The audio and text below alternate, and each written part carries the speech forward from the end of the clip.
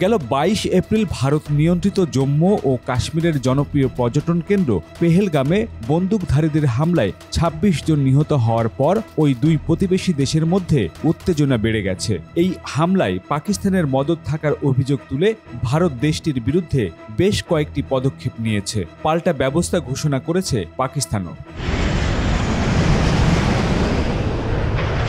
এমন প্রেক্ষাপটে ভারত ও পাকিস্তান সামরিকভাবেও সংঘাতে জড়িয়ে পড়তে পারে, এই আশঙ্কা করছিলেন অনেকেই। প্রাসঙ্গিকভাবে উভয় দেশের সামরিক সক্ষমতার বিষয়টি আলোচনায় উঠে এসেছে। এই সক্ষমতার গুরুত্বপূর্ণ দিকগুলো নিয়ে বিশ্লেষণমূলক একটি প্রতিবেদন প্রকাশ করেছে মালয়েশিয়া ভিত্তিক ডিফেন্স সিকিউরিটি এশিয়া।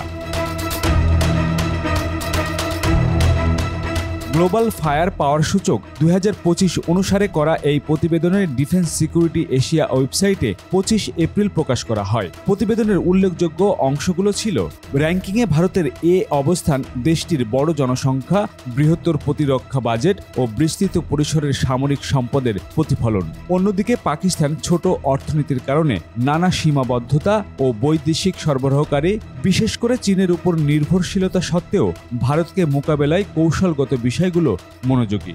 ফলে নির্দিষ্ট খাতগুলোই প্রতিযোগিতামূলক অবস্থানে রয়েছে দেশটি।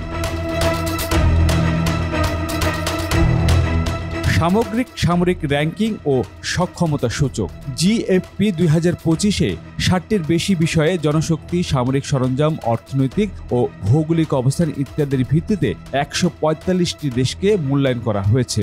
সেই অনুযায়ী সামগ্রিক র্যাঙ্কিংয়ে ভারত বিশ্বের মধ্যে চতুর্থ, ক্ষমতা সূচকে স্কোর ০.১১৮৪।